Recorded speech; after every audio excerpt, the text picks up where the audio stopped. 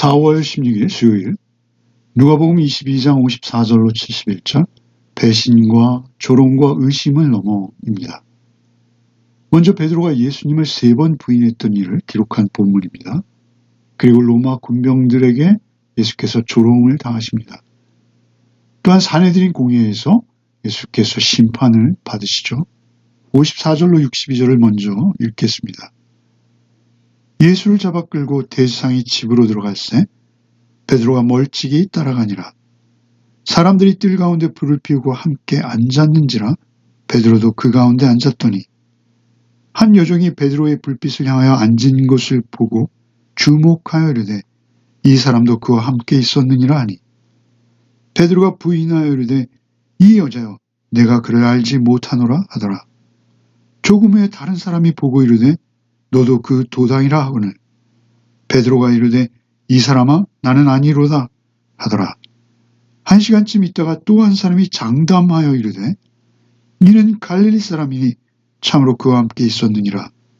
베드로가 이르되 이 사람아 나는 내가 하는 말을 알지 못하노라고 아직 말하고 있을 때 닭이 울더라.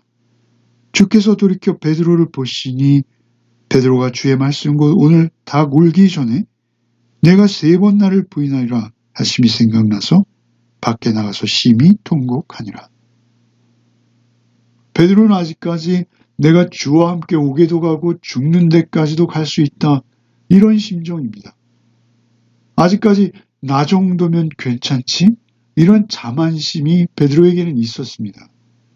그래서 상황을 보면서 대제사장의 집으로 끌려가시는 예수님을 베드로는 멀찍이 서서 따르고 있는 것이죠.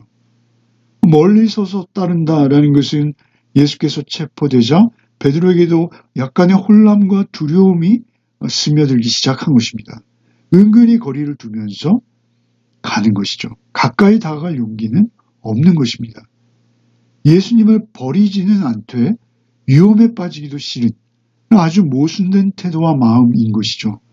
양다리를 걸친 것입니다. 그가 제사장의 집 마당에서 예수님과 적당히 거리를 두고 겹불을 쬐고 있었습니다. 그때 그의 여종이 이 사람도 그와 함께 있었다라고 외치게 되죠. 베드로는 당황했습니다. 예상하지 못한 상황에서 즉각 자기 보호 본능이 나온 것이죠. 이 여자여 내가 그를 알지 못하노라. 믿음의 고백은 못할지언정 주님을 모른다고까지 말해버린 것이죠. 자기 안전을 택하려고 아주 즉각적인 변명이 튀어나온 것입니다. 그러나 조금 있다가 또 다른 사람이 다시 말합니다. 너도 그 도당이라. 그러자 이번에도 이 사람아 나는 아니로다. 2번째 부인을 합니다.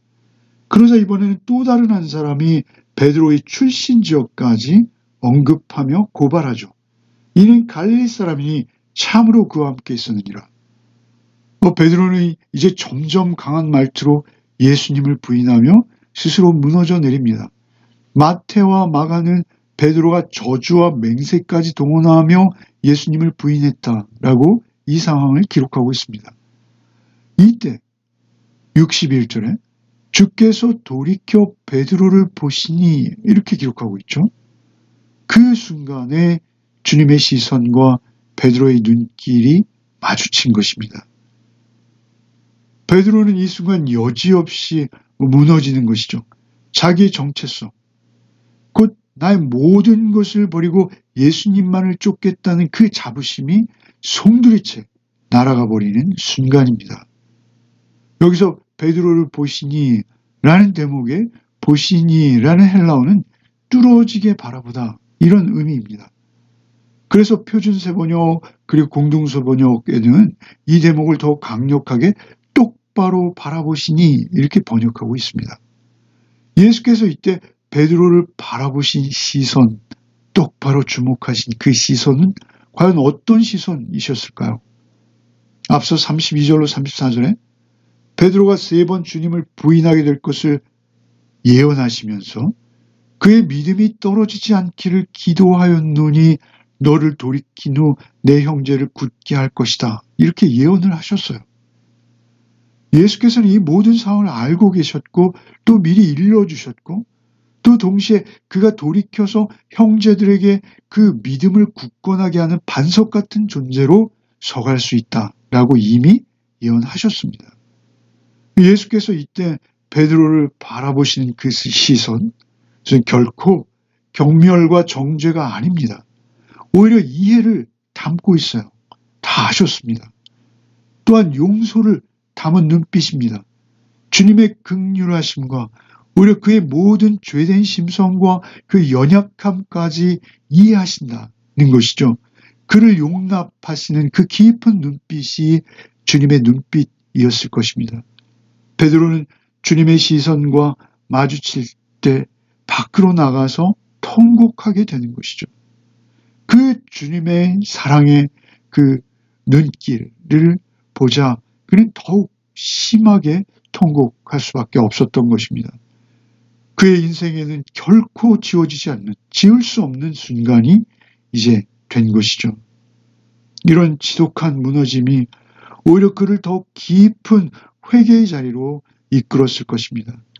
그리고 견고한 믿음으로 다시 세워지기 위해서는 그 깊은 골짜기가 그에게 필요했던 것이죠. 그의 자신만만했던 옛 자아는 철저히 죽은 것입니다. 이 눈물은 완전한 실패의 증거인 것이죠. 그가 그토록 철저히 실패하는 경험을 통해서 오히려 가장 깊은 곳에서 더 이상 내려갈 곳이 없는 그곳에서 이제 회복을 시작하게 되는 것이죠.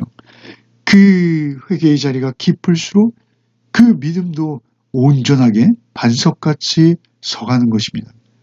베드로가 특별히 약하거나 악한 사람이 아니죠. 그저 우리와 같은, 아니 우리보다 더 용기 있고 엄청나게 주님을 향한 사랑이 있던 자이죠.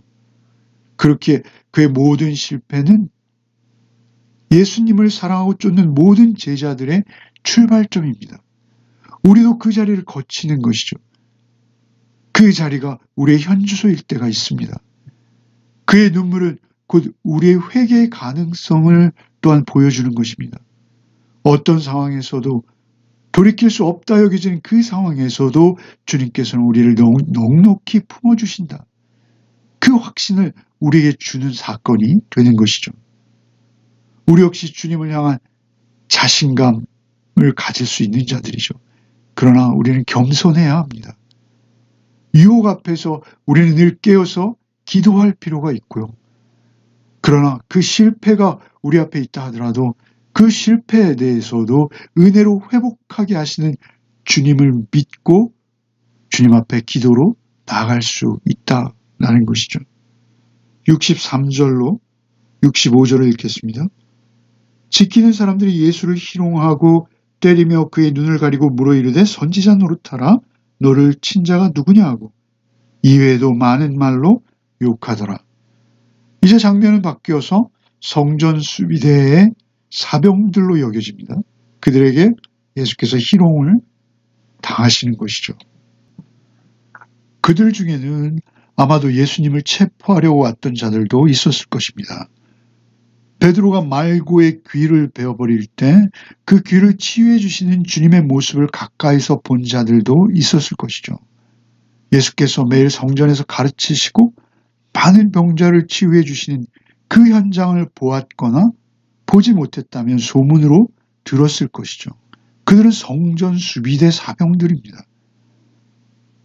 그런데 그들이 놀랍게도 예수님에게 선지자 놀이를 하고 있습니다.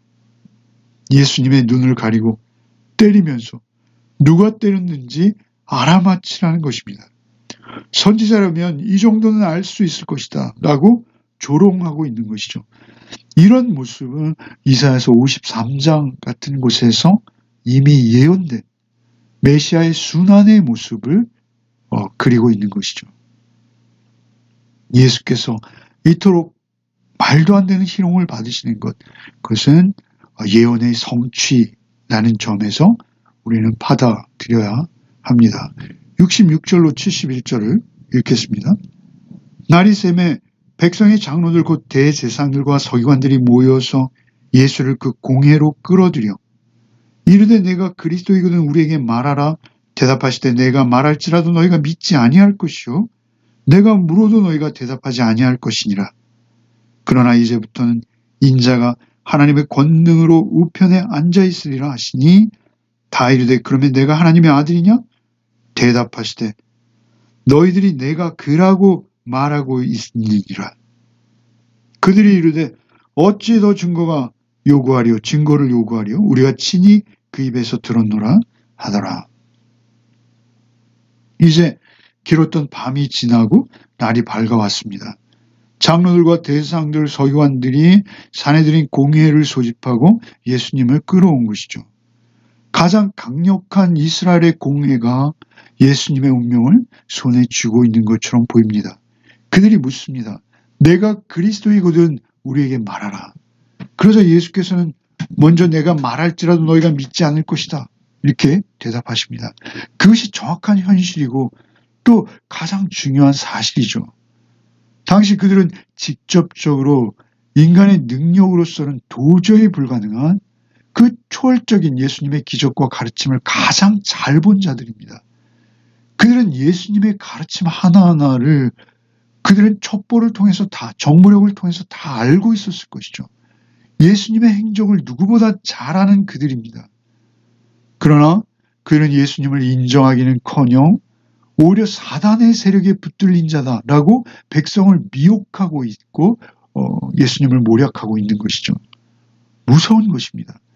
그 진실을 눈으로 보면서도 정반대로 부정할 수 있다라는 것입니다. 그들은 자신들의 종교적, 어떤 사회적, 정치적 기득권을 유지하는 것에만 그들의 온 관심이 가 있습니다. 자신들이 어떤 지독한 거짓말을 하고 있는지를 깨닫지 못하는 것이죠. 예수께서는 그들이 받아들이던 받아들이지 않던 스스로 하나님의 아들 되심을 그들 앞에 당당히 밝히십니다. 그들이 어떤 짓도 할 수 있는 자들인 것을 알면서 밝히십니다. 예수께서는 앞서서 그 사역을 감당하실 때 귀신이 떨면서 예수님 앞에서 쫓겨가면서 하나님의 아들 되심을 인정하고 크게 말하려 할 때 오히려 꾸짖어서 말하지 못하게 하시는 적이 있으셨습니다. 그들이 말하게 두심으로 인해서 많은 이들에게 존경과 또 인정받으실 기회를 가지실 수 있는데도 그들의 말함을 허락하지 않으셨어요. 그러나 이제는 예수께서 스스로 아들 되심을 밝히십니다. 오히려 고난과 오히려 극형이 기다리고 있는 상황임을 너무 잘 아시면서도 당당하게 하나님의 아들 되심을 사내들인 공회에서 밝히십니다. 바로 그 십자가의 순간을 위해서 오셨고 오히려 그 죽음을 통해서 영원한 생명의 자리로 나아갈 수 있다는 것을 아셨고 그 길이 유일한 구원의 길, 하나님의 지혜의 구원의 길인 것을 아셨기에 그 길을 작정하고 가시는 것입니다. 우리 모두를 구원해 내실 가장 지혜로운 하나님의 길을 가시는데 그 배신과 조롱이 있을 줄 아시는 것이죠. 그 배신과 조롱을 넘어서서 십자가와 부활의 길로 홀로 당당히 걸어가시는 것이죠. 오늘 묵상의 말씀을 정리하겠습니다. 예수님은 우리의 연약함을 너무나 잘 아십니다. 베드로의 배신, 병사들의 조롱, 그 종교 지도자들의 불신마저도 예수님께서는 흔들리지 않으시고 그 길을 가십니다. 그 모두를 구원해 내시기 원하십니다. 주께서는 배신을 정죄하지 않고 오히려 이해하십니다. 조롱에 반항하지 않으시고 그대로 그 조롱을 감당하십니다. 의심과 불신, 그 지도자들, 유대 지도자들의 철저한 부정 앞에서도 하나님의 아들 되심, 그 진리를 담대히 증언하고 계신 것이죠. 베드로의 눈물을 이해하시고 품으신 주님은 오늘 우리의 눈물도 회복의 시작점으로 오히려 삼아 주십니다. 병사들의 조롱 속에서도 침묵하신 주님은 오늘 우리의 억울함과 고통도 함께 아파하시고요. 유대 지도자들의 그 완고함 앞에서도 자신을 감추지 않으시고 주님은 오늘 우리에게도 진리의 길을 따르라 말씀하십니다. 주님의 배신, 조롱, 의심, 그 여러 고난 속에서도 그 인간의 최악의 반응들이죠. 그 반응들 속에서도 구원의 길을 멈추지 않고 끝내 십자가를 지십니다. 그리고 부활의 아침을 또한 맞이하시죠. 그렇게 우리는 어떤 상황에도 주님을 의지할 수 있습니다. 우리의 실패, 우리의 두려움, 우리의 연약함을 주님은 오히려 회복의 재료로 바꾸셔서 우리를 그 은혜로 인도하시는 주님이심을 오늘도 잊지 않는 하루가 되시길 바랍니다. 기도하겠습니다. 오늘 말씀을 통해서 베드로의 실패가 곧 회복의 시작이었음을 알게 하시니 감사합니다. 베드로를 향하신 주의 따뜻한 시선을 통해 우리의 연약함도 외면하지 않으시고 오히려 다시 일어설 용기를 주시는 주님이심을 믿습니다. 조롱을 참으시고 억울함을 침묵으로 감당하시며 끝까지 하나님의 아들로서 진리의 길을 걸어가신 주님만을 바라보는 하루가 되게 하여 주옵소서. 우리는 자주 믿음 앞에 흔들리고 위험을 피해 뒷걸음질하며 입술로 부인하고 마음으로 외면할 때가 얼마나 많은지요. 그러나 주님, 우리를 정죄하지 않으시고 돌이켜 형제를 굳게 하라 말씀하신 그 사랑을 베푸신 주님이심을 우리가 믿음으로 바라봅니다. 주께서 걸어가신 그 십자가의 길과 부활의 능력만을 의지하게 하여 주옵소서. 배신과 조롱과 의심을 넘어서는 자로 우리도 오늘 하루를 살게 하여 주시옵소서. 오늘 하루도 오직 주의 길을 따라 주님과 함께 담대히 걷는 하루가 되게 하여 주시옵소서. 예수 그리스도 이름 받들어 기도하옵나이다. 아멘.